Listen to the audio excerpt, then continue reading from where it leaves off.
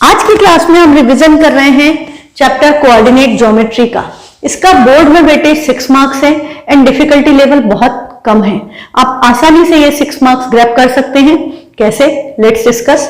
तो हमारा सबसे पहली बात क्या है कि किसी भी पॉइंट की पोजीशन x, y से रिप्रेजेंट की जाती है और आपको पता है कि आपका प्लेन 4 क्वाड्रेंट्स में डिवाइड होता है। फर्स्ट क्वाड्रेंट में दोनों साइन पॉजिटिव होते हैं, सेकंड में x नेगेटिव होता है, y पॉजिटिव होता है, थर्ड में x, y both are negative and fourth में x positive and y negative. ये बात भी आपको याद रखनी है क्योंकि आपको कई बार पूछ लेते हैं कि इसका पॉइंट निकालिए और ये किस क्वाड्रेंट में लाई करता है। तो हम पॉइंट्स को कैलकुलेट कर लेंगे पर हमको उनके साइन से डिसाइड करना पड़ेगा कि वो किस क्वाड्रेंट में लाई करता है। ठीक है, तो ये बात याद रखिए। अब दूसरी बात क्या है कि यहाँ पर आपके सारे कोऑर्डिनेट प्लस माइनस वगैरह आ रहे हैं, तो हमें जब वैल्यूज कॉपी करेंगे, कोई भी फॉर्मूला लगाना है तो हमें उनके कोऑर्डिनेट्स की वैल्यू चाहिए। तो कोऑर्डिनेट्स की वैल्यू पॉजिटिव भी है, नेगेटिव भी है और आपको पता है साइन एक गलत कॉपी करते ही सारी कैलकुलेशन रॉन्ग हो जाती है, या हमने एक्स वाई की पोजिशन इंटरचेंज कर दी तो हमारा सारी कैलकुलेशन रॉन्ग हो जाएगी। इसलिए बहुत सावधानी से वैल्यूज कॉपी करें। आपने पेपर में क्या लिखा है, आपने क्या लिखा है, सेम है या नहीं, उसी वक्त एक फ्रैक्शन ऑफ सेकेंड लगता है, उसी वक्त देखिए। ये मत सोचो कि मैं पूरा कैलकुलेट करके फिर चेक करूं, that will take lot of time. उसी वक्त तुरंत देख लो कि हमने वैल्यू ठीक लिखी है। अब हमारा सबसे पहला इसमें फॉर्मूला है डिस्टेंस फॉर्मूला। यदि हमारे दो पॉइंट्स है P एंड Q, P के कोऑर्डिनेट x1 y1, Q के कोऑर्डिनेट x2 y2, हर पॉइंट में x और y आएगा। ऐसा नहीं हो सकता कि x1 x2 y1 y2 एक ही के कोऑर्डिनेट हो। हाँ, एक पॉइंट के लिए एक x एक y होता है। तो आपका x1 y1 x2 y2 इनके बीच का डिस्टेंस निकालना है।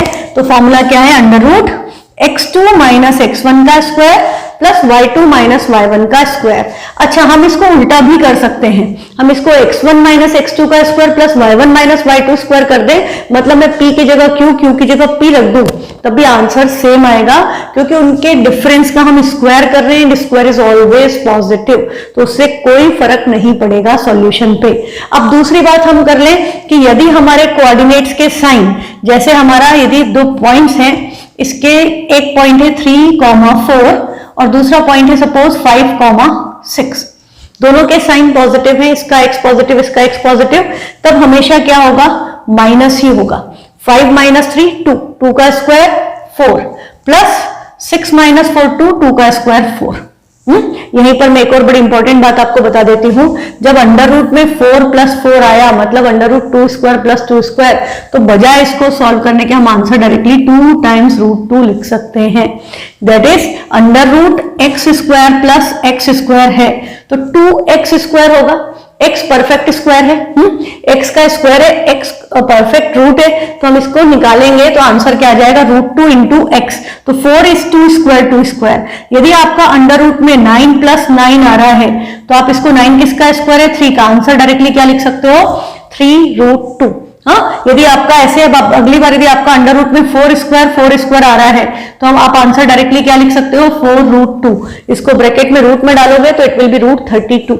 रूट 32 को तुम्हें कन्वर्ट करना पड़ेगा 4 रूट में, बट तुम्हें एक ट्रिक याद रहेगी तो तुम्हारा आंसर जल्दी आ जाता है। ठीक। अच्छा, अभी हम बात जिस टॉपिक की कर रहे थे, ये बात भी करनी थी, आगे अभी हो गई। तो यदि साइन सेम है तो सब्ट्रैक्शन होगा। क्या होता है यदि दोनों के साइन नेगेटिव होते हैं? -3 -5 और यहां होता -7 -6, तब भी दोनों का साइन सेम है और बीच में माइनस है तो एक माइनस का एक प्लस का हो जाएगा, मतलब तब भी सब्ट्रैक्ट ही होंगे। तो हम बजाय इसके साइन वाइन चेंज करने के, आपको बात समझ में आ गई, आपको एमसीक्यू के हिसाब से सॉल्व करना है, तो बेटा आप डायरेक्टली क्या करोगे? 7 और 3 का डिफरेंस क्या है? 4 का स्क्वायर प्लस 6 और 5 का डिफरेंस 1 का स्क्वायर, तो ये हो गया रूट 17। हाँ, हम ऐसे कर लेंगे। और क्या होता है यदि एक नेगेटिव होता और एक पॉजिटिव होता? एक नेगेटिव एक पॉजिटिव, यदि उनके साइन अपोजिट हैं कोऑर्डिनेट्स के, जिनको हमको ऐड करना, जिनको हमें सब्ट्रैक्ट करना है, तो वो डेफिनेटली आपस में ऐड ही होंगे, क्योंकि माइनस, और यदि इसको मैं बाद में लिखती हूँ तो ये माइनस हो जाएगा, माइनस माइनस साइन सेम होगा, ऐड होगा। हाँ, तो मतलब उधर वहां पर होगा तो वो प्लस हो जाएगा, या हमने इसको आगे लिखा इसको पीछे लिखा तो minus of -3 will also be plus. तो ये 7 + 3 10 का स्क्वायर और 6 + 5 11 का स्क्वायर होगा। हाँ, और माइनस यहां पर तो अंदर माइनस भी आएगा तो होल स्क्वायर है तो वो प्लस ही होना है। तो डिस्टेंस कभी भी नेगेटिव नहीं आता क्योंकि रूट में स्क्वायर हो रहा है। ठीक, तो ये बात आपको समझ में आ गई। अभी डिस्टेंस फॉर्मूला की एप्लीकेशन आपको पता ही है कि यदि हमें ट्राइंगल के वर्टिसेस गिवन है तो हम साइड्स कैलकुलेट करके हम बता सकते हैं। यदि दो साइड इक्वल है तो it is an isosceles triangle, तीन इक्वल है तो इक्विलैटरल ट्राइंगल। और यदि उसमें converse of Pythagoras theorem apply हो रहा है, मतलब यदि दो साइड्स के स्क्वायर का sum P square plus B square equal to H square, मतलब जो भी लॉन्गेस्ट साइड है उसका स्क्वायर बाकी दो के सम के स्क्वायर के सम के इक्वल है, तो वो जो लॉन्गेस्ट साइड है उसके opposite angle will be definitely 90 degree. तो हम ट्राइंगल को राइट ट्राइंगल भी प्रूव कर सकते हैं। ट्राइंगल के केस में हम ये बातें करते हैं। उसके अलावा हमारे पास है इसमें यदि हमें क्वाड्रिलेटरल की साइड्स गिवन है, हमें क्वाड्रिलेटरल की साइड्स गिवन है, तो आपको एक बात क्या याद रखनी है, ट्राइंगल में हम पॉइंट्स को किसी भी ऑर्डर में लिख दें, सारे के सारे एडजेसेंट होते हैं, डज नॉट मैटर कौन सा किधर लिखा। But if it is a quadrilateral आपको एक ऑर्डर फॉलो करना पड़ेगा। किसी भी पॉइंट से स्टार्ट कीजिए, पर आप या तो क्लॉकवाइज या एंटी क्लॉकवाइज जंप करके नहीं लिख सकते कि एक कोऑर्डिनेट इधर लिखा, एक इधर लिखा, तीसरा यहां लिख दिया, तो वो क्वाड्रिलेटरल के कोऑर्डिनेट्स नहीं रहेंगे, वो मिक्स हो जाएंगे, गलत हो जाएंगे, तो आंसर्स नहीं मैच होंगे।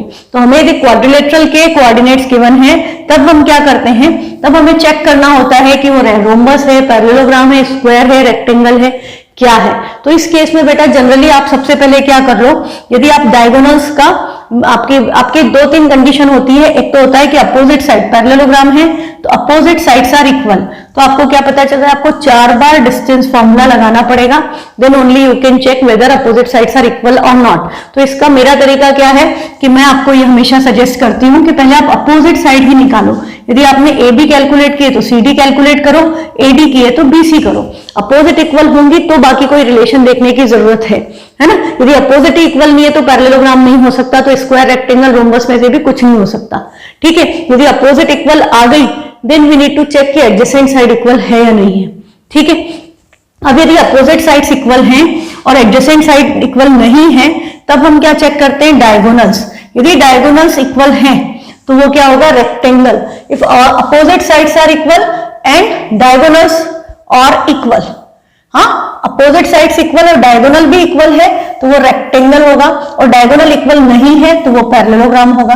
ऑल साइड्स आर इक्वल, सारी साइड आपकी इक्वल आ गई और डायगोनल इक्वल नहीं है तो शेप क्या होगा, रोम्बस। और सारी साइड इक्वल है और डायगोनल भी इक्वल है तो शेप क्या होगा, स्क्वायर। और स्क्वायर और रेक्टेंगल में आप चाहें तो कन्वर्स ऑफ पाइथागोरस भी लगा सकते हैं, बट वो डेफिनेटली लंबा हो जाता है तो हम नहीं करते। अच्छा, अभी हमने जो अपोजिट साइड इक्वल चेक किया उसकी बजाय हम यहाँ पर मिड पॉइंट फॉर्मूला भी लगा सकते थे। कहां पर, कि डायगोनल्स बाइसेक्ट करती हैं एक दूसरे को पैरेललोग्राम में, तो हम क्या कर सकते हैं कि हमको पता है कि यदि डायगोनल बाइसेक्ट कर रही है तो हमने बीडी का मिड पॉइंट निकाला, मतलब पॉइंट ऑफ इंटरसेक्शन को यदि ओ बोला तो ओ के कोऑर्डिनेट्स निकाले using mid point formula. AC का भी मिड पॉइंट निकाला, यदि दोनों के कोऑर्डिनेट्स, दोनों का x x y y match हो गया, इसका मतलब डायगोनल बाइसेक्ट कर रही है, दोनों का मिड पॉइंट सेम है, डायगोनल बाइसेक्ट कर रही है तो भी शेप पैरेललोग्राम हो गया। शेप पैरेललोग्राम हो गया तब आपका ये अपोजिट साइड निकाल के चेक करने वाला काम नहीं बचा, तो आपका ये आ गया कि अपोजिट साइड तो इक्वल होंगी। तब आप क्या कर सकते हैं, तब आप एडजेसेंट साइड इक्वल है या नहीं वो चेक कर लें, और यदि एडजेसेंट साइड इक्वल हो तो फिर डायगोनल चेक कर लो। तो इस तरह से आप कैलकुलेट कर सकते हैं, जो भी आपको इजी लगे वो कॉम्बिनेशन आप यूज कर सकते हो। ठीक, अब हमारा दूसरा हमारा फॉर्मूला होता है कि यदि हम डिस्टेंस फ्रॉम ओरिजिन निकालें।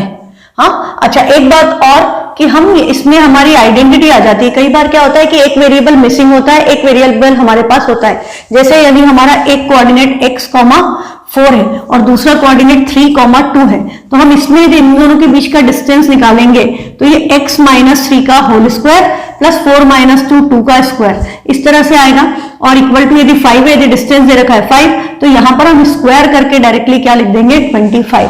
अब यहां पर बेटा ये स्क्वायर आ रहा है ना, तो ये आइडेंटिटी से ओपन होता है। आइडेंटिटी से ओपन होता है तो हम इसे a - b होल स्क्वायर से ओपन करेंगे। पर कभी कभी क्या होता है कि जैसे ये भी आपका माइनस है तो -x - 3 इस तरह का भी आ जाता है। तब हम इसको आइडेंटिटी खोलेंगे तो कौन सी आइडेंटिटी लगाएं, a - b लगाएं या a + b लगाएं। आप लोगों को ये कंफ्यूजन हो जाता है, तो ये याद रखो यदि दोनों नेगेटिव हैं तो आप -a - b का स्क्वायर करोगे तो वो वैसे ही ओपन होगा जैसे a + b का होल स्क्वायर, क्योंकि यदि हम नेगेटिव साइन कॉमन ले लें तो ये माइनस का स्क्वायर क्या हो गया प्लस, तो ये x+3 होल स्क्वायर की तरह ही ओपन करो, डोंट गेट कंफ्यूज कि इसको क्या करें, इसको आप a+b होल स्क्वायर की आइडेंटिटी से ही ओपन कीजिए। ठीक है, ये बात मैंने आपको बता दी, ये वाला कंसेप्ट भी मैंने एक्सप्लेन कर दिया है। अब डिस्टेंस फ्रॉम ओरिजिन निकालना है, ओरिजिन निकालना है मतलब ये वाला कोऑर्डिनेट भी जीरो, ये कोऑर्डिनेट भी जीरो, तो आंसर क्या आएगा x² + y²। तो distance from origin is √x² + y²। तो यदि आपको बोला 3 और 4 का डिस्टेंस निकालो ओरिजिन से, तो हम डायरेक्टली उसमें पाइथागोरन ट्रिपलेट यूज कर सकते हैं। 3 4 के साथ क्या आएगा 5, तो हमारा सीधे डिस्टेंस क्या आ जाएगा 5, 6 और 8 है तो आंसर डायरेक्टली 10। तो यहां पर ऐसे केस में आप पाइथागोरस ट्रिपलेट यूज कर सकते हो। सेंट्रॉइड क्या होता है? ट्राइंगल्स के तीनों मीडियन जिस पॉइंट पे इंटरसेक्ट करते हैं वो पॉइंट आपका कहलाता है सेंट्रॉइड। ये मीडियन को 2:1 के रेशियो में डिवाइड करता है। तो सेंट्रॉइड के कोऑर्डिनेट्स यदि ट्राइंगल के तीनों vertices x1 y1, x2 y2 और x3 y3 हैं, तो इसका x कोऑर्डिनेट क्या होगा? x1 + x2 + x3/3, y1 + y2 + y3/3। ये आपका सेंट्रॉइड के कोऑर्डिनेट्स हो जाते हैं। ठीक है, तो इस पे बेस्ड क्वेश्चंस कैसे आते हैं? जैसे बोला 2 vertices of a triangle are this, if it centroid is this find third vertex. हमको 2 वर्टेक्स दे दिए और सेंट्रॉइड के कोऑर्डिनेट दे दिए और तीसरा वर्टेक्स कैलकुलेट करना है।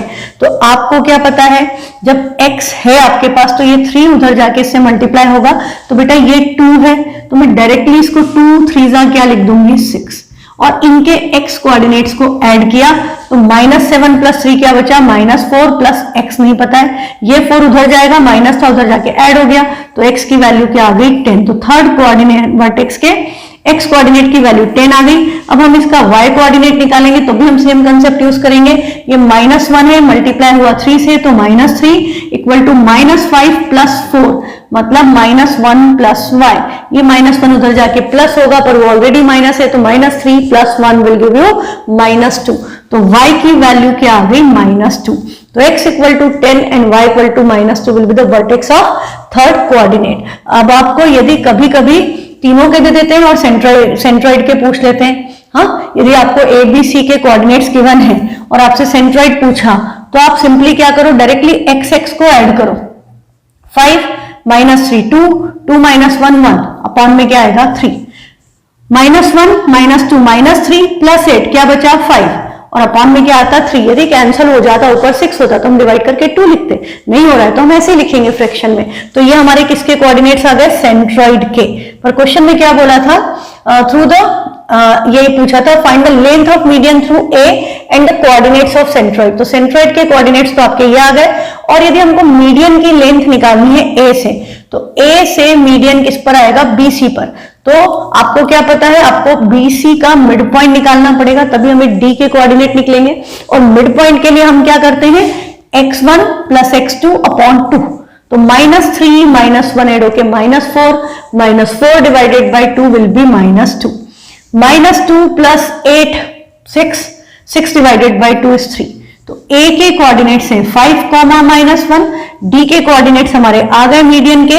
अब हमें लेंथ ऑफ मीडियन निकालनी है तो हमें डिस्टेंस फॉर्मूला यूज करना पड़ेगा। तो देखो डिस्टेंस फॉर्मूला यूज करेंगे तो 5 साइन अपोजिट है, ऐड हो गए, सोचना ही नहीं, साइन अपोजिट है, 5 + -2, 5 + 2 7, 7 का स्क्वायर, और यहां पर क्या हो गया 3 - 1 मतलब ये भी क्या हो गया प्लस, 4 का स्क्वायर 7 का स्क्वायर 49, 4 का स्क्वायर 16, ऐड करा √65।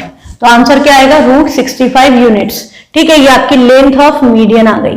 अच्छा, अब एक क्वेश्चन इस तरह का भी प्री बोर्ड्स में बहुत आया है कि ABC are the vertices of a triangle ABC, find the coordinates of the point which lies on its median, and they have not mentioned which median, passing through A, passing through B, passing through C, it is not mentioned।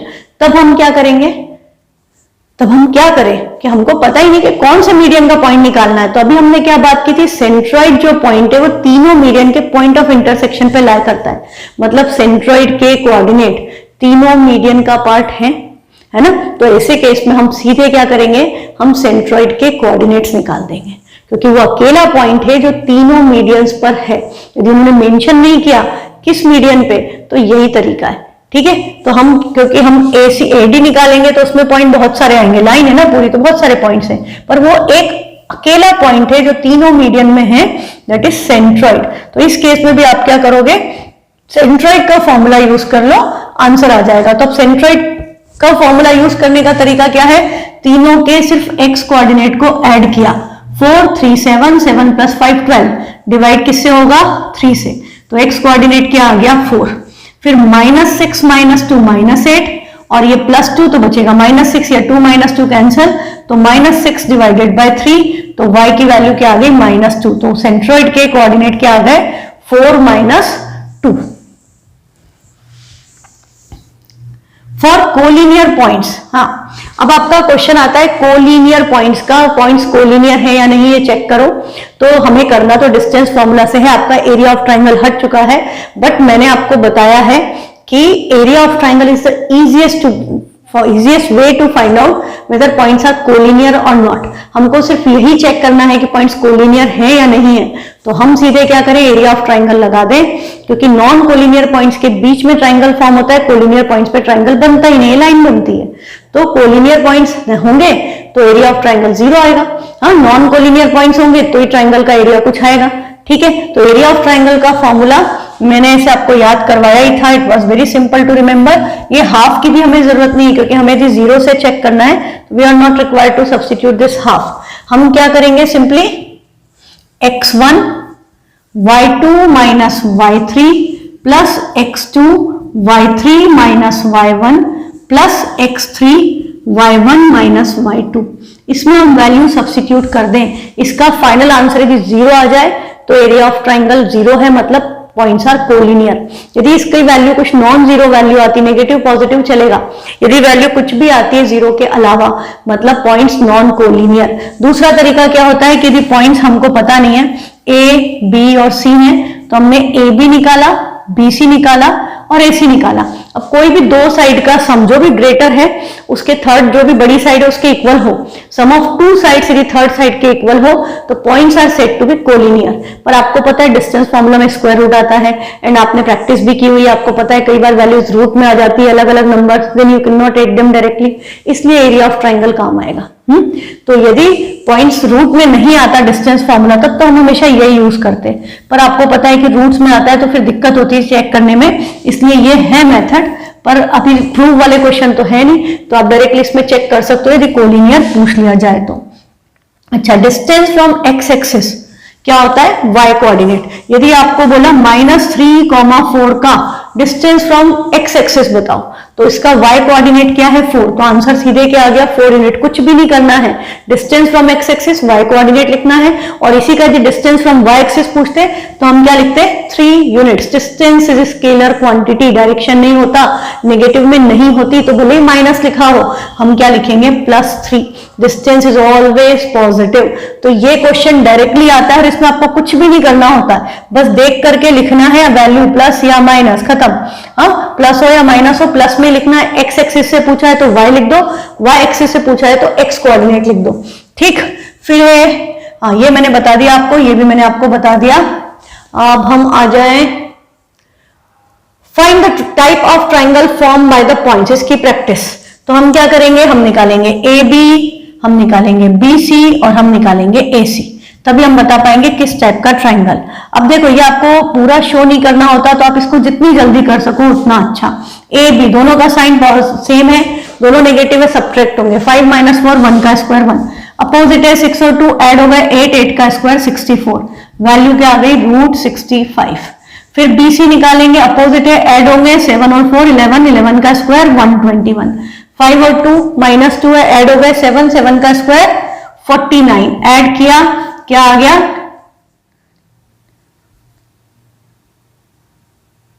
170, √170। AC calculate करें, sign opposite -5 और 7 12, 12 का square 144, 6 और 5 same sign है, minus होंगे, 6 - 5 1, 1 का square 1, तो ये आ गया √145।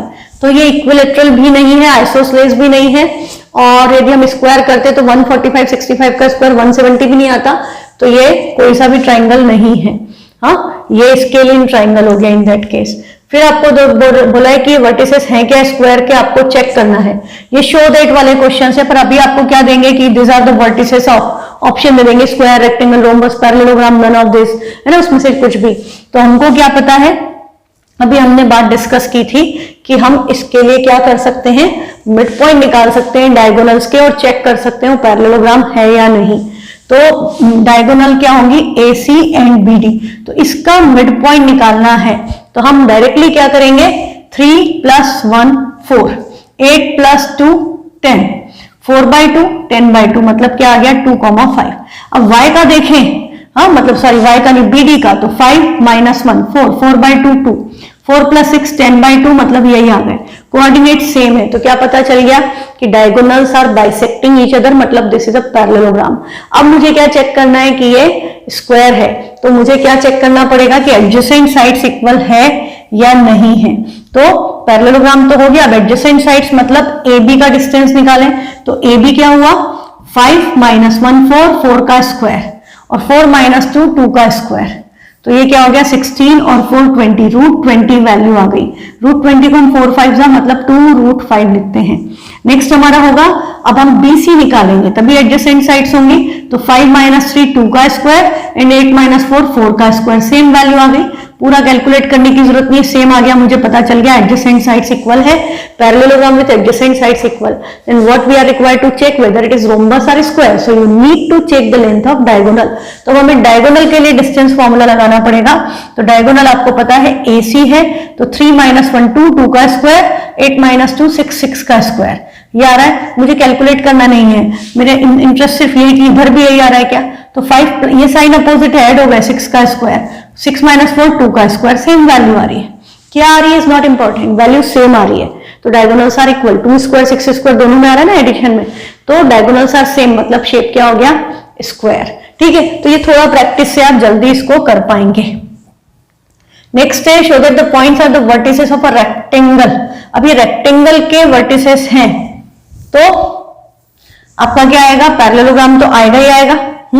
पैरेललोग्राम आएगा मतलब डायगोनल्स चेक कर लें अल्टरनेट में, तो ये अपोजिट है, 4 ये सॉरी ऐड करना है, यहाँ पर तो मिड पॉइंट लगाना है, तो ऐड करना है, तो 4 - 4 क्या हो गया 0, एंड 0 - 1 क्या हुआ -1/2, और इसका निकालते तो -2 + 2 भी 0, -4 + 3 -1/2। डायगोनल्स के मतलब से डायगोनल्स के पॉइंट ऑफ इंटरसेक्शन सेम है, मतलब डायगोनल बाइसेक्ट कर रही है। अब हम क्या निकाल लें, मतलब ये पैरेललोग्राम है, ये पैरेललोग्राम है तो मैं डायगोनल्स निकाल लूं, तो डायगोनल्स निकालना है मतलब इनका ही डिस्टेंस, तो हम डायगोनल्स निकालेंगे तो क्या हुई, -4 + 4, ये यहाँ पर ऐड करना है, डिस्टेंस फॉर्मूला लगेगा, साइन अपोजिट है, ऐड होगा, तो ये क्या हो गया 8 का स्क्वायर, और 1 - 0 1 का स्क्वायर, मतलब 64 + 1 65 आ गया रूट। अब हम इसमें निकालें तो 2 + 2 4 का स्क्वायर मतलब 16, और 4 + 3 7 7 का स्क्वायर मतलब 49, 49 और 16 को ऐड किया, this is also 65, value same है डायगोनल्स की, तो ये क्या बन गया रेक्टेंगल। ठीक है, तो ये कंसेप्ट आप याद रखें, एकदम आसान है, और आपके पास सारी पुरानी क्लासेस पड़ी हैं जिनमें एकदम आराम से अपन ने किए हुए हैं सारे कंसेप्ट्स एंड क्वेश्चंस, तो आप यूज कर सकते हो। अच्छा, अब आपका एक बड़ा इंपॉर्टेंट कंसेप्ट है, उस पर तो पक्का क्वेश्चन आएगा ही आएगा एग्जाम में, लिख लो आप कि पैरेललोग्राम में 3 वर्टेक्स दे दिए, एक मिसिंग है, या पैरेललोग्राम के 4 वर्टेक्स में 2 जगह पर XY डाल दिया कहीं पर भी, और आपसे पूछा फाइंड द मिसिंग कोऑर्डिनेट या 4th वर्टेक्स ऑफ पैरेललोग्राम। इसका कंसेप्ट भी मैंने आपको बहुत बार सिखाया है बेटा, इसमें मिड पॉइंट फॉर्मूला ही यूज करना है, यहाँ पर डिस्टेंस फॉर्मूला भूल के भी इस्तेमाल मत करना, टाइम वेस्ट होगा, टाइम ज्यादा लगेगा, और हो सकता है कैलकुलेशन आपकी सेट ही ना हो। तो आपको क्या पता है, diagonals of parallelogram bisect each other, तो हम सीधे मिड पॉइंट फॉर्मूला निकालेंगे और दोनों के x y को इक्वेट कर देंगे, और यहाँ पर दोनों के मिड पॉइंट फॉर्मूला से आने वाले कोऑर्डिनेट इक्वेट करना है, तो हमारे लिए कोऑर्डिनेट सीधे क्या हो गया, x1 + x3 और x2 + x4 equal y1 + y3 y2 + y4, क्योंकि डिवाइड बाय 2 जो होगा वो 2 यहां से कैंसिल हो जाएगा। तो ये क्वेश्चन बिल्कुल ऐसे हो जाते हैं, बिना लिखे भी हो जाते हैं थोड़ा सा प्रैक्टिस से। तो देखो जैसे ये क्वेश्चन है, if 3 vertices of a parallelogram are this, find the coordinates of the 4th vertex. तो हमें क्या पता चल रहा है कि 4th वर्टेक्स नहीं पता है, तो हम उसके कोऑर्डिनेट क्या ले लेंगे x, y। अब मुझे इस x और y की वैल्यू निकालनी है, और मिड पॉइंट फॉर्मूला किस में लगाना है, डायगोनल में। तो ए के साथ किस पे लगेगा, सी में, और बी के साथ किस पे लगेगा, डी में। तो ए सी में x1 प्लस x3, 5 प्लस 1 क्या हो गया, 6। This is equal to 3 plus x। तो x की वैल्यू क्या आ गई, 3। तो फोर्थ कोऑर्डिनेट का x आ चुका है 3। सेम वे में आप y निकालेंगे तो 10 माइनस 2 क्या आया, 8, और इधर 6 प्लस y होगा। या आप सीख गए तो 6 उधर ले जाके डायरेक्टली माइनस कर देते, तो y की वैल्यू क्या आ गई, 2। देखो अभी बिल्कुल आसान हो गया ना। अभी डिस्टेंस फॉर्मूला में तो हम एक फॉर्मूला ही लगा रहे होते, हमारा सॉल्यूशन ही नहीं आता। तो अपॉन के 2 तो कैंसिल ही होने थे, तो हमने लिखे ही नहीं। अब हमारा जैसे यही सेम कंसेप्ट पे दूसरा क्वेश्चन है, वैल्यूज दूसरी हैं। ये आपका a b c और d के कोऑर्डिनेट्स नहीं पता है, तो हमने फिर से क्या अज्यूम कर लिए, x, y। तो अब आप सीख गए हो। तो देखो ये करेंगे इन दोनों को ऐड, x को, तो 4 माइनस 2 क्या बचा, 2, और इधर क्या आएगा x प्लस 1, तो ये 1 इधर आके माइनस होगा, x की वैल्यू क्या आ गई, 1। सेम वे में y के लिए तो माइनस 1 प्लस 3 क्या हुआ, 2, और इधर क्या आएगा y प्लस 0, तो y की वैल्यू डायरेक्टली क्या आ गई, 2। Coordinates of the fourth vertex क्या हो गए, 1, 2। ठीक। अब आपका ऐसे ही क्वेश्चन आ जाता है जिसमें आपको मिसिंग कोऑर्डिनेट्स होते हैं, जैसे यहां पर y यहां का मिस कर दिया, x c का मिस कर दिया, और ये सारे पैरेललोग्राम के वर्टिसेस है टेकन इन ऑर्डर। ये बात बहुत ध्यान रखनी, मैंने आपको बता दिया। टेकन इन ऑर्डर मतलब सेम ऑर्डर में ही लिखना है। उल्टा पुल्टा कर दोगे, a और c को बदल दोगे, b और d को किसी को भी इंटरचेंज कर दोगे, तो वो पैक्ट शेप ही नहीं बनेगा। हमको यहां पर भी यही करना है, मिड पॉइंट फॉर्मूला a और c में तो क्या हो गया, x प्लस 1, b और d में 4 प्लस 3 7, 1 उधर गया माइनस हो गया, x की वैल्यू क्या आ गई, 6। y में फिर y कोऑर्डिनेट के लिए तो 2 प्लस 6 8 एंड 5 प्लस y, तो 5 इधर आएगा, तो y की वैल्यू क्या आ गई, 8 माइनस 5 मतलब 3। देखो इतना आसान नहीं हो सकता ये कभी भी डिस्टेंस फॉर्मूला से। और मिड पॉइंट में भी मैंने आपको बोला है, इसको शॉर्ट कर दिया हमने, डिवाइड बाय 2 नहीं किया, नहीं तो आप 8/2 और एक y प्लस 5 करेंगे तो आपका ये आपने इसको 4 लिख दिया, फिर इस 2 को इधर लाके मल्टीप्लाई करो, टाइम बर्बाद होता है। इससे अच्छा है कि 2 डायरेक्टली कैंसिल हो रहे हैं, तो हमने simply x1 plus x3 equal to y x2 plus x4 कर दिया। फिर आपका नेक्स्ट कंसेप्ट है find the relation between x and y। हाँ, जब भी आपको ऐसा बोले कि पॉइंट्स इक्विडिस्टेंट हैं या रिलेशन निकालो मतलब answer will be linear equation in 2 variables. हाँ, इसमें थोड़ा कंफ्यूजन बच्चों को कई बार ये हो जाता है कि आंसर सही आया या नहीं आया, तो वो लीनियर इक्वेशन आएगी 2 वेरिएबल्स में, ये बात ध्यान रखना। ठीक, तो हमारा अब क्वेश्चन क्या है, if the point a and b are equidistant from point, find the relation between x and y। अच्छा, इक्विडिस्टेंट वर्ड जहां पर भी आए मतलब डिस्टेंस इक्वल है। डिस्टेंस इक्वल है तो आप डिस्टेंस फॉर्मूला ही यूज करोगे। जैसे सर्कल होता है, सर्कल के केस में क्या होता है कि सर्कल से हर पॉइंट का डिस्टेंस इक्वल होता है, तो ये भी रेडियस है, ये भी रेडियस है। पर यदि डायमीटर के एंड पॉइंट्स होते तो ये मिड पॉइंट हो जाता, centre will be mid point of diameter.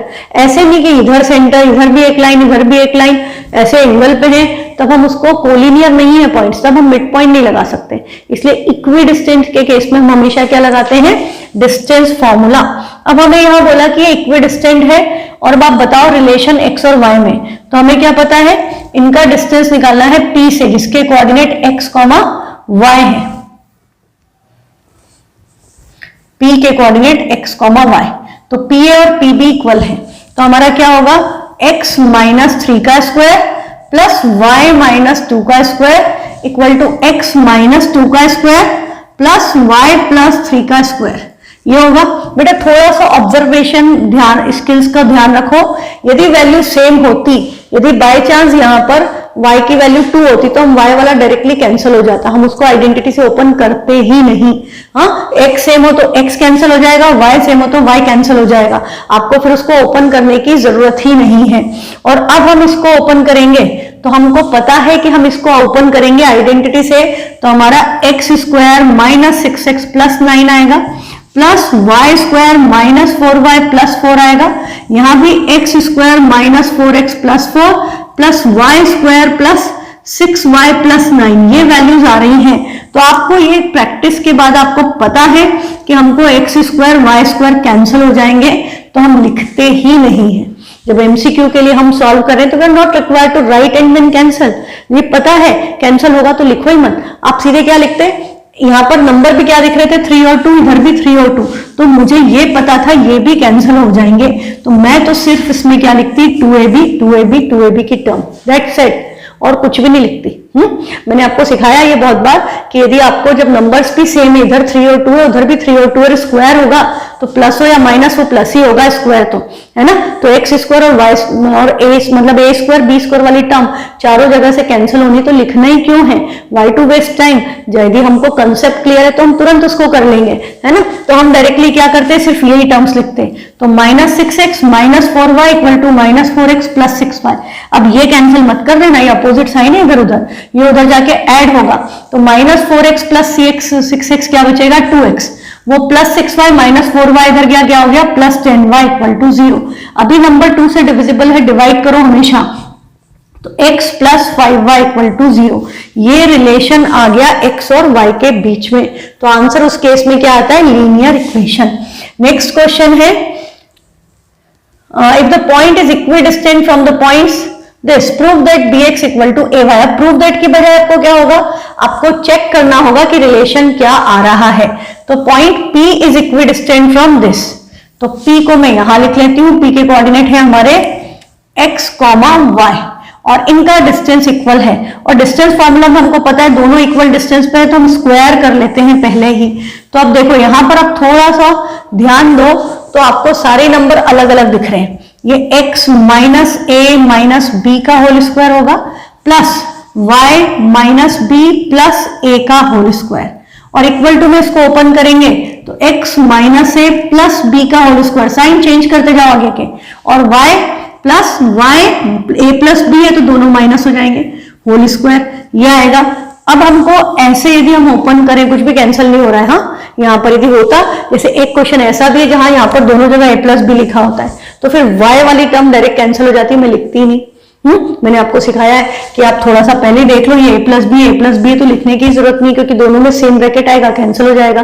पर यहाँ पर नहीं हो रहा है, यहाँ पर नहीं हो रहा है, और हम इसको यदि x + y + z whole square से ओपन करें कि x + y + z whole square is x² + y² + z² + 2xy + 2yz + 2zx, एक आइडेंटिटी में 6 टर्म्स, देयर आर 4 टाइम्स, तो 6 4 24 टर्म्स आ जाएंगी, टाइम बहुत वेस्ट होगा।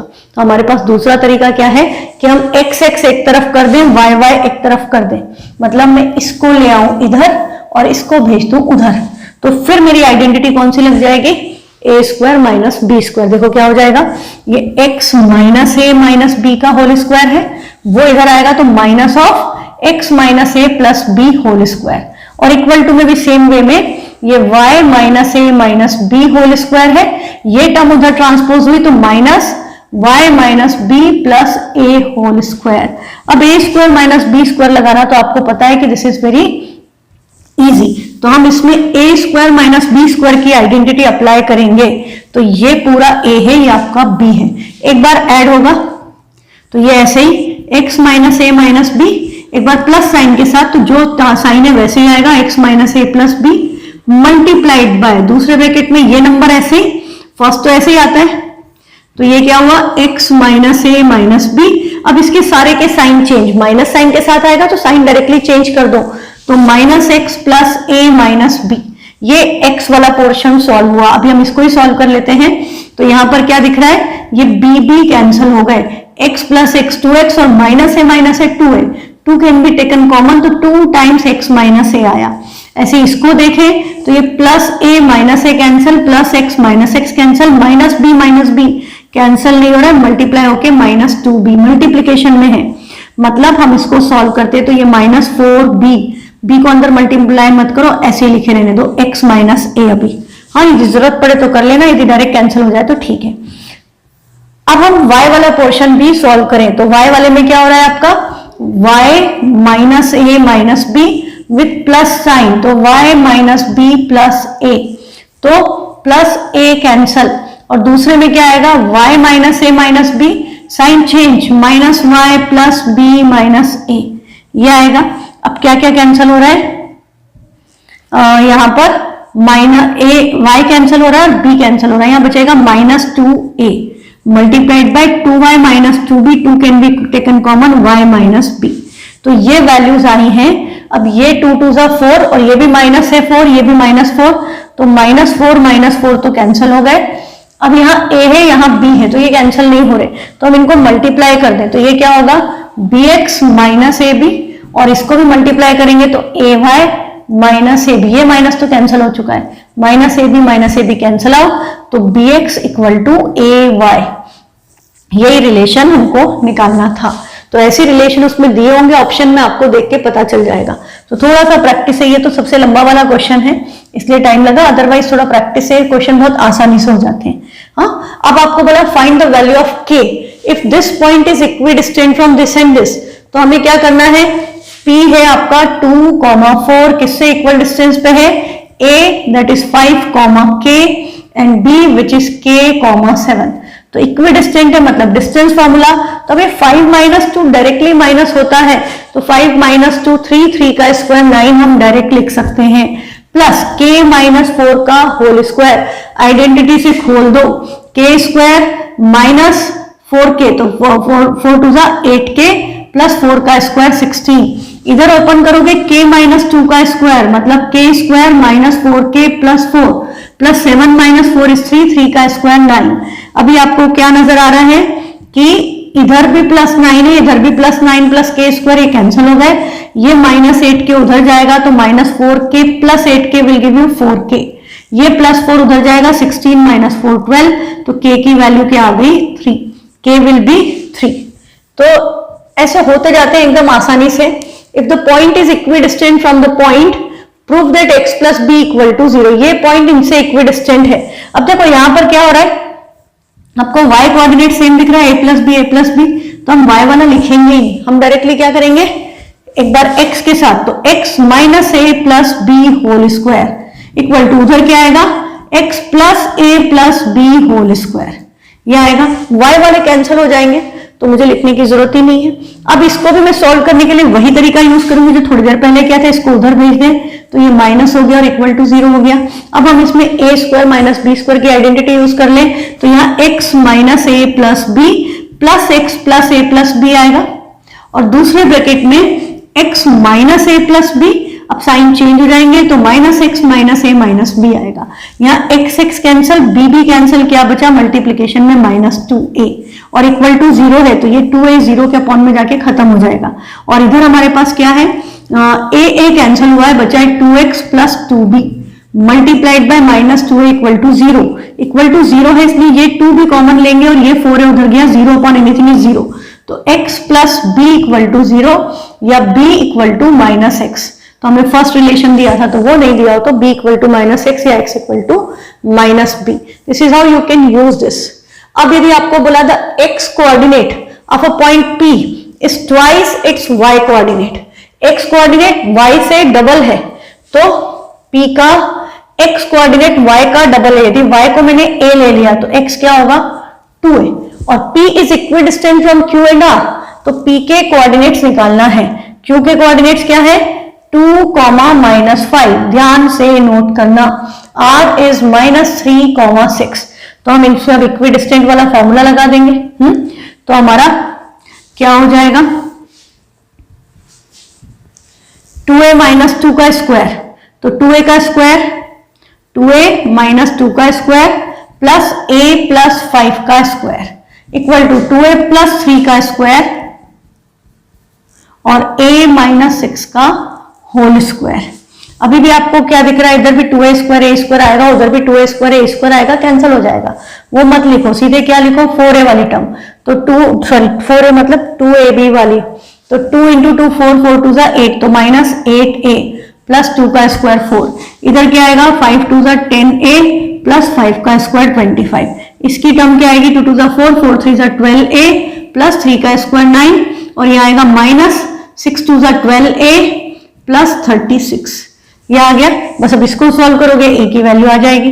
क्या क्या कैंसिल हो रहा है 36 और 9 ऐड होकर हो रहा है 45, तो ये तो हो गया 45 -25 -4 मतलब -29, 45 -25 बस 20 में से 4 गया तो बचेगा 16, तो इधर बचा है 16। ये 12a माइनस 12a भी कैंसिल हो गए, हाँ, और यहाँ 10a माइनस 8a क्या बचा, 2a। 2a इक्वल टू 16, तो a की वैल्यू क्या आ गई, 8। तो इसके कोऑर्डिनेट्स क्या हुए, 8 और ये डबल ऑफ 8 मतलब 16, तो p के कोऑर्डिनेट्स आपके आ गए 16,8। अब यदि क्वेश्चन है कि find the perpendicular bisector of the line segment joining the points a and b which the perpendicular bisector, find the perpendicular bisector of the line segment joining the points a and b cuts the y axis 8, find the point आएगा, हाँ। तो हमारा y axis पे कोई भी point किस form का होता है, 0, y एक्सिस पे x की वैल्यू 0 होती है और y की वैल्यू होती है, x एक्सिस पे कोई भी पॉइंट x, 0 के फॉर्म का होता है, x कोऑर्डिनेट होगा, y 0 होगा, ठीक है। तो परपेंडिकुलर बाइसेक्टर मतलब ये हमारी लाइन है, ये दोनों आपस में इक्वल होंगे, ये एंगल 90 डिग्री होगा। तो अब इसके ऊपर अब कहीं भी कोई भी पॉइंट लो, वो पॉइंट हमेशा इन दोनों पॉइंट से इक्वल डिस्टेंस पे होगा, क्योंकि RHS से triangles will be always congruent. तो यदि हमको सिंपली परपेंडिकुलर बाइसेक्टर पे पॉइंट पूछा है, एक्सिस वगैरह नहीं दी, तो हम सीधे उसका क्या निकाल देंगे, मिड पॉइंट, क्योंकि मिड पॉइंट भी परपेंडिकुलर बाइसेक्टर पे लाई करता है। पर बोला कि वो y एक्सिस को किस पॉइंट पर इंटरसेक्ट कर रहा है, तो हमें क्या अज्यूम करना पड़ेगा कि ये पॉइंट 0, y पर इंटरसेक्ट कर रहा है, तो इसका डिस्टेंस इक्वल होगा। फिर हम क्या करेंगे, डिस्टेंस फॉर्मूला लगा लेंगे, उसे y की वैल्यू आ जाएगी और इसमें सब्स्टिट्यूट कर देंगे 0, y के फॉर्म में, तो हमारा आंसर आ जाएगा, है ना। तो हमारे इसके कोऑर्डिनेट्स क्या थे, 1, 5 एंड 4, 6। तो 0 माइनस 1 तो 1 ही रहेगा, 1 का स्क्वायर 1 प्लस 5 माइनस y का whole square equal to 4 minus 0 का स्क्वायर 4 का स्क्वायर प्लस 6 माइनस y का होल स्क्वायर। तो 1 का स्क्वायर 1 प्लस आइडेंटिटी खोलेंगे 25 plus y square minus 10y, इधर आएगा 16 plus 36 plus y square minus 12y, y square cancel और कुछ कैंसिल नहीं हो रहा, 25 और 1 ऐड होके 26, 36 में से 26 गए, बचा 10, 16 और 10 ऐड होके हो गया 26। इस 12y को उधर भेज दे तो minus 10y plus 12y will give you 2y। तो y की वैल्यू क्या आ गई, 13। तो वो पॉइंट जो y एक्सिस पे इंटरसेक्ट करेगा इसके परपेंडिकुलर को, वो क्या हो गया, 0, 13। x की वैल्यू 0, y की वैल्यू 13। अब यदि कोऑर्डिनेट्स पूछ ले centre of circle passing through this points, तो बेटा डायग्राम हमेशा मर्सिडीज बेंच का बनेगा, हाँ, ये बेंच का सिंबल होता है, आप याद रखो, एक पॉइंट इधर, एक पॉइंट इधर, एक पॉइंट इधर, कोई कंफ्यूजन नहीं होगा आपको, हाँ, एक पॉइंट आपने यहाँ लिया, सेंटर यहाँ पर, एक यहाँ, एक यहाँ, और वो हमेशा क्या होंगे, equidistant, because all of this are radius. तो रेडियस इक्वल डिस्टेंस पे होती है, इसलिए इक्वी डिस्टेंट वाला फॉर्मूला, मतलब इनके डिस्टेंसेस इक्वल है, ये फॉर्मूला लगेगा, ठीक है। यहाँ मिड पॉइंट नहीं लगेगा क्योंकि diameter is not mention, diameter होता, पॉइंट्स कोलिनियर होते तो मिड पॉइंट फॉर्मूला लगता। तो कोऑर्डिनेट्स क्या है, passing through the point 0, 0, -2, 1 and -3, 2। तो हमने सेंटर के coordinate x and y assume कर लिए और इन पॉइंट्स को सपोज मैं बोल दूं a, b, c, तो आपको क्या पता है, OA, OB, OC सब इक्वल है, तो इनके स्क्वायर भी इक्वल होंगे क्योंकि all of them are equal to radius square, ठीक है।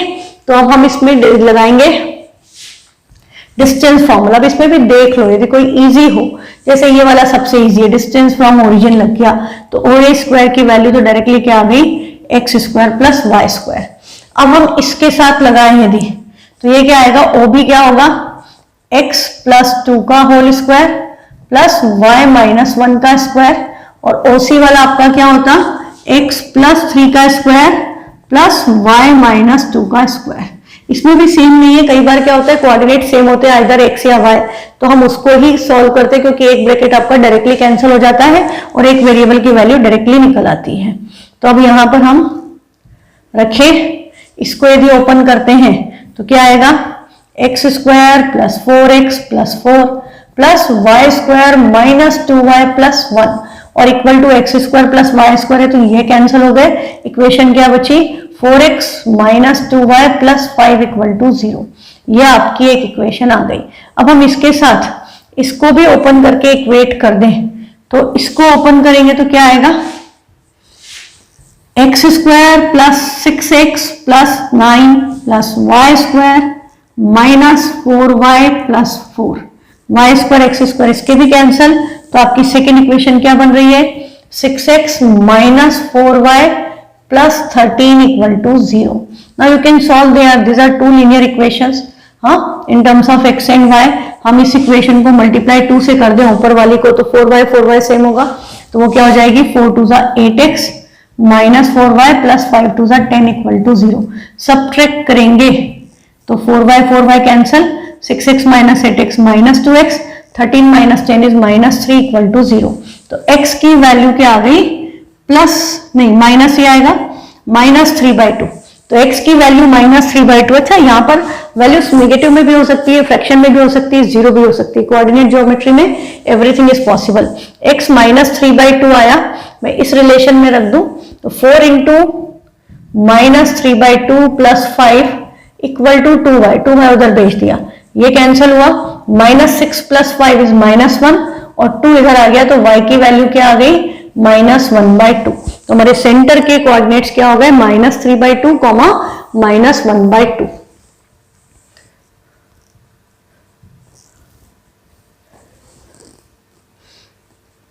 अब यदि आपको कोऑर्डिनेट्स दे रखे हैं सेंटर के, कि सेंटर के कोऑर्डिनेट्स है 3, -4 और आपको बोला एंड पॉइंट ऑफ डायमीटर के कोऑर्डिनेट्स, एक एंड के हैं -4 -2 और दूसरे एंड के निकालना है, तो इस केस में हम डायरेक्टली क्या यूज कर सकते हैं, मिड पॉइंट फॉर्मूला. हम इसके कोऑर्डिनेट x y मान लें तो हमको क्या पता है, x -4/2 इक्वल टू इसका x कोऑर्डिनेट 3, 2 उधर जाके मल्टीप्लाई होगा, 6 हो गया, -4 इधर आके प्लस हो गया, तो x की वैल्यू क्या आ गई, 10. सेम वे में y सॉल्व करेंगे तो देखो -2 प्लस y/2 इक्वल टू इसका y कोऑर्डिनेट क्या है, -4. ये 2 उधर जाएगा तो -8, -2 उधर जाएगा +2, तो y की वैल्यू आपकी क्या आ गई, -6. तो इसके कोऑर्डिनेट क्या हो गए, 10, -6. और आप वहीं की वहीं चेक कर सकते हो, 10 -4 6, 6/2 इज 3, -6 -2 -8/3 इज -4. तो ये बहुत आसानी से चेक भी किए जा सकते हैं, इसमें कोई प्रॉब्लम नहीं है. नेक्स्ट आपका कंसेप्ट है mid points of sides of triangle are given. आपको ट्राइंगल के मिड पॉइंट्स के कोऑर्डिनेट्स दे दिए और आपको ट्राइंगल के कोऑर्डिनेट्स निकालने हैं. तो हमने ये ट्राइंगल बनाया, इसके कोऑर्डिनेट है 1, 2 और सॉरी मिड पॉइंट के कोऑर्डिनेट्स गिवन है, तो हमने मिड पॉइंट पर एक ट्राइंगल्स बनाया, इसके कोऑर्डिनेट है 1, 2 0, 1 एंड 1, 0. ये कोऑर्डिनेट्स हमें पता नहीं है, हमने इनको अज्यूम कर लिया, x1 y1, this will be x2 y2 and this will be x3 y3.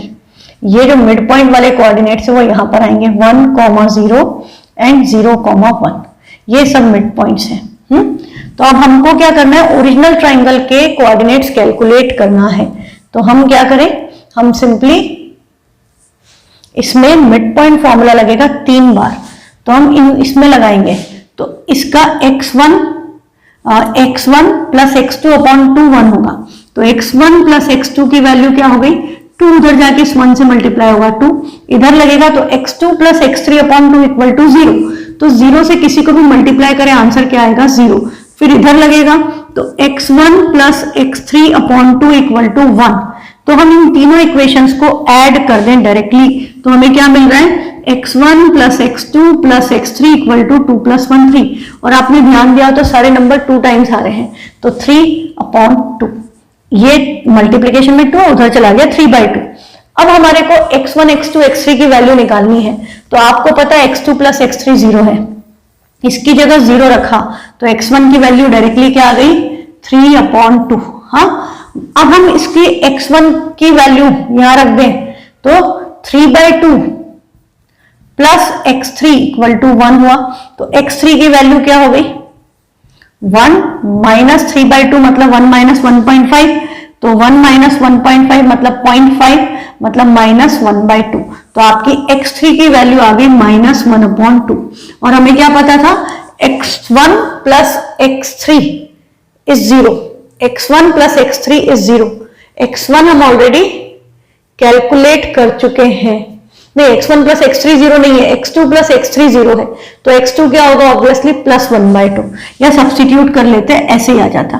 अब सेम वे में हम y कोऑर्डिनेट्स के लिए करेंगे, तो देखो y के लिए अब आपको पता है रिलेशन क्या आएगा, y1 प्लस y2 अपॉन 2 इक्वल टू 2। तो y1 प्लस y2 इज मिड पॉइंट का डबल, दैट इज 2 2 जा 4। फिर नीचे लगाया तो y2 प्लस y3 इक्वल टू इसके मिड पॉइंट का डबल, दैट इज 2। इधर लगाएंगे तो y1 प्लस y3 इसके मिड पॉइंट का डबल, 0 का डबल 0 ही रहेगा। ऐड करेंगे सब 2 टाइम्स आएगा, तो y1 प्लस y2 प्लस y3 equal to 4 plus 2 6 divided by 2, तो 6 डिवाइडेड बाय 2 इज 3। अब आपका सबसे इजी रिलेशन यही होता है जिसमें आपको कोई एक 0 दे रखा है, जैसे ये 0 है तो y1 y3 0, तो y2 की वैल्यू डायरेक्टली क्या आ गई, y2 आपका आ गया 3। अब y2 3 इसमें रख दूं तो y3 क्या आ गया 2 माइनस 3 मतलब -1। अब y1 हमारा है y2 है 3, तो y1 क्या हो गया 4 माइनस 3 दैट इज y1 भी 1। तो आपके सारे कोऑर्डिनेट्स रिस्पेक्टिव पॉइंट्स पे लिख दोगे तो तीनों कोऑर्डिनेट्स ट्राइंगल के आ चुके हैं, है ना। नेक्स्ट आपका कंसेप्ट है, इसमें मैंने लिखा हुआ है ये आपको section formula. You are already familiar with section formula, उसमें आपको कोई प्रॉब्लम भी नहीं है। m1x2 plus m2x1 upon m1 plus m2। इसमें ध्यान क्या रखना बेटा, रिलेशन किसका दिया है, p और q पॉइंट्स है, तो p और q पॉइंट्स है और r इनके बीच में है, तो हमारा रिलेशन pr और qr के बीच में होना चाहिए। रिलेशन किसके बीच में होना चाहिए, pr और qr या rq के बीच में। pr और pq दे दिया तो आपको यह ध्यान रखना है pr और pq का relation, pr is 2/5 of pq, मतलब ये 2 पार्ट से ये 5 है, तो हमें सेक्शन में m1 m2 तो ये होता है, तो हमें 5 माइनस 2 करके इसको 3 निकालना है। बस यहां गलती मत करना, बाकी तो मुझे पता है तुम्हें आता है। तो यहाँ पर 2:3 लेकर के आप सेक्शन फॉर्मूला लगाओगे तो आपके कोऑर्डिनेट्स आ जाएंगे। अब इसमें ये क्या है 2, -1, ये आपका है -3, 4। तो यहां पर हम सब्स्टिट्यूट करेंगे तो x equal to m1 x2 -3 into 2 direct multiply करके -6, 3 2 जा 6। अब डिवाइड बाय का कोई मतलब ही नहीं, क्योंकि -6 प्लस 6 0, 0.5 0 ही आएगा, तो x कोऑर्डिनेट क्या आ गया 0। अब y निकालें तो 2 into 4 8, -1 into 3 is -3 divided by 2 plus 3 5, तो ये क्या आया 5/5 क्या आ गया 1। तो इसके कोऑर्डिनेट्स क्या आ गए 0,1। This is how you are required to proceed. अब यदि आपको बोला रेशो k:1 में डिवाइड कर रहा है और इसके आपको ये ग्राफ पे, इस ग्राफ पर लाई करता है, तो हम क्या करेंगे, अब हमने काफी प्रैक्टिस कर ली है तो आपको पता है कि आप डायरेक्टली रेशो k:1 है, पॉइंट्स आपके क्या है a और b, ये पॉइंट है a, ये b, रेशो हम क्या लेते हैं अननोन में k:1, तो हम सीधे इससे x कोऑर्डिनेट की वैल्यू निकालें, तो x कोऑर्डिनेट की वैल्यू आपकी क्या होगी k into 9, 9k -1 upon k plus 1 आएगा x। y निकालते तो हमारा क्या आता 8k plus 3 upon k plus 1 आता है। अब हम क्या करें, हमको जब इक्वेशन दी है लाइन की तो हम डायरेक्टली इसमें वैल्यू सब्स्टिट्यूट कर देते। हमारी इक्वेशन क्या है x minus y plus 2 equal to 0। तो मैं अब इसका शॉर्ट तरीका आपको ये बता रही हूं कि आप सीधे सिर्फ ये लिखो, न्यूमरेटर जो आ रहा है बस वो लिखो, 9k -1 माइनस वाई, ये -1 है, हाँ थोड़ा दूर से लिखना, मालूम पड़ा मिक्स हो गया पता ही नहीं चले, minus y is 8k plus 3, sign change कर दें डायरेक्टली, प्लस 2, इसको डायरेक्टली k+1 जो भी है कांस्टेंट टर्म से मल्टीप्लाई कर दो डायरेक्टली, क्योंकि दोनों के अपॉन में k+1 आएगा, इसी से मल्टीप्लाई होगा एलसीएम लेकर के, तो हम इसको डायरेक्टली क्या लिख देंगे 2k+2 और इक्वल टू 0। अब देखो एक लाइन में आपका सॉल्यूशन आता है, इतना लंबा क्वेश्चन होता था, 4 नंबर का एमसीक्यू में डायरेक्टली होता है। 9k - 8k बचा k plus 2k 3k plus 2, ये 4 -4 प्लस 2 -2 इक्वल टू 0, k की वैल्यू आ गई आपकी 2/3, रेशो आ गया 2:3, है ना। तो डायरेक्टली आप ये कर सकते हो, find the ratio in which this is dividing. तो फाइंड द रेशो मतलब फिर से रेशो क्या ले लोगे k:1। और अब आपको इसमें क्या पता है, एक्स वाई में x पता है, तो आप रेशियो का फॉर्मूला किसके लिए लगाओगे, x के लिए। तो x की जगह क्या लिखोगे, -3, और इसको k:1 तो k इंटू -2 क्या हुआ, -2k, -5, और अपॉन में क्या आएगा, k+1। ये उधर ट्रांसपोज होगा तो ये हो गया -3k -3 इक्वल टू -2k -5। ये इधर आएगा तो -3k + 2k मतलब -2k + 3k k, -5 इधर आएगा, -3 + 5 2। तो रेशो क्या होगा, अपॉन में कुछ नहीं आए तो 1, तो रेशो हो गया 2:1। अब हमको बोला है एम बी निकालो, मतलब अब सेक्शन फॉर्मूला किसके लिए लगाओ, y के लिए, एम y की पोजीशन पे है और रेशो आपका 2:1 आ चुका है, तो 2:1 के साथ m के लिए लगाएंगे तो 2 इंटू इसका y दैट इज 3 6 और इसका y है -4, तो -4 अपॉन 2 + 1 3, तो 2/3। y की वैल्यू क्या, m की वैल्यू क्या आ गई, 2/3। This is how you are required to proceed. अब बोला find the ratio in which the line segment joining the point is divided by x axis. x axis दिया है मतलब y की वैल्यू क्या हो गई, 0, तो y की वैल्यू 0 है तो हमें पता y है, तो हम रेशो निकालना है तो रेशो तो वही k:1 लेंगे, पर हमें पता है y 0 है तो हम ये सेक्शन फॉर्मूला किसके लिए लगाएंगे, y के लिए। तो 0 और इधर कुछ भी अपॉन में k+1 जो आएगा वो इससे मल्टीप्लाई होकर 0 आ जाएगा। तो आपको क्या पता है कि सीधे यहाँ पे आपको क्या लिखना है, my2 + y1, मतलब m1 m2 वाला, तो ky2 + y1 = 0। तो आपका y रेशो क्या आ जाएगा, डायरेक्टली k की वैल्यू क्या आ जाएगी, -y1 अपॉन y2। मतलब मैं बिना कुछ किए, बिना ये सब काम किए मैं इसका सॉल्यूशन निकाल सकती हूँ, यदि मुझे कंसेप्ट आता है कि इसका रेशो क्या आएगा।